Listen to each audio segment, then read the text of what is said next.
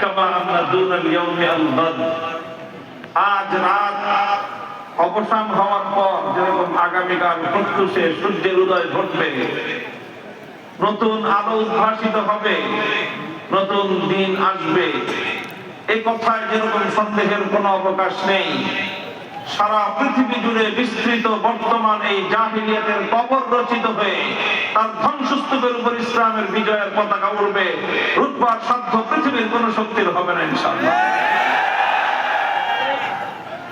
এবং পৃথিবীতে তার দিকে দিকে পূর্বাভাস শুরু হয়েছে, অগ্রবিধান শুরু হয়ে গিয়েছে ইনশাআল্লাহ। তো এইভাবে আমরা আমাদের অঞ্চল থেকে, আমাদের এই জনপদ থেকে ছোট ছোট মসজিদ ভিত্তিক সমাজ গড়বার যে আহ্বান, যে দাওয়াত, মসজিদ মুসলমানদের সকল কাজের কেন্দ্রবিন্দু, এই মসজিদ ভিত্তিক সমাজ যদি আমরা নির্মাণ করতে পারি আজকে ক্ষুদ্র পরিসরে, এটাই আগামী দিনে বৈশ্বিক পরিসরে ইসলামের বিজয়ের প্রথম ধাপ হিসেবে বিবেচিত হবে ইনশাআল্লাহ। আল্লাহ পাক রব্বুল আলামিন আপনাদেরকে কবুল করুন, আপনাদের উদ্যোগকে আল্লাহ পাক সাফল্যমণ্ডিত করুন। মুহতারাম হাজিরিন, আমি আপনাদের সম্মুখে কোরআনে কারীমের সূরাতুন নিসা ৬০ নম্বর আয়াতটুকু তিলাওয়াত করেছি। সংক্ষিপ্তভাবে এই আয়াতের উপর কিছু আলোকপাত আমি করব আপনাদের সম্মুখে। আপনারা যেমনটা জানেন, আমার আলোচনার অনেকেই শুনে থাকেন।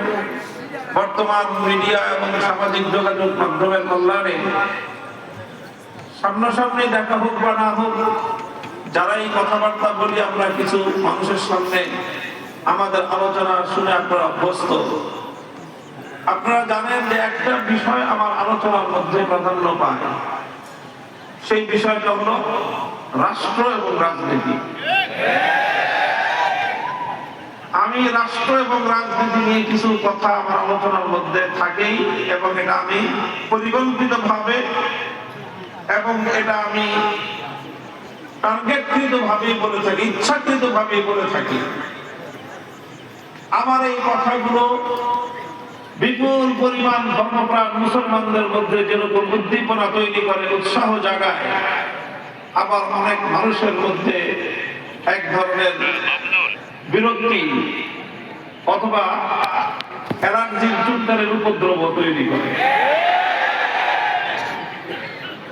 আমাদের সমাজে কিছু মানুষের মধ্যে পশ্চিমা জাহিলিয়াত, ইসলাম বিরোধী পশ্চিমা যে সমাজ ব্যবস্থা, ইহুদিবাদী যে বিশ্ব ব্যবস্থা তৈরি করা হয়েছে, তারা মানুষের মধ্যে, বিশেষ করে মুসলমানদের মধ্যে পর্যন্ত এইরকম একটা মনোভাব সৃষ্টি করতে চেষ্টা করেছে এবং অনেকাংশে তারা সফল হয়েছে। সেটা হলো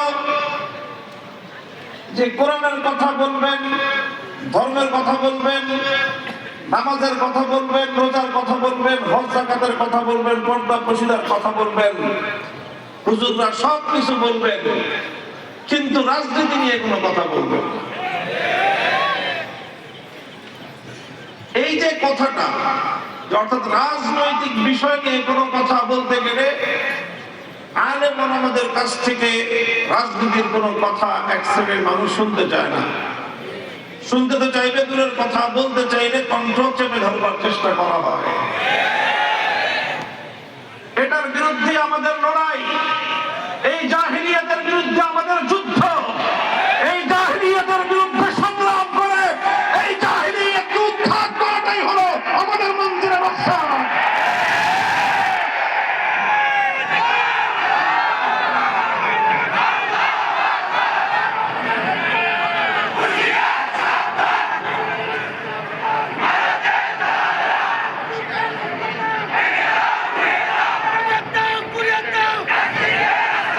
আমরা ইসলামী জীবন ব্যবস্থার প্রতিটি দিক নিয়ে কথা বলবো।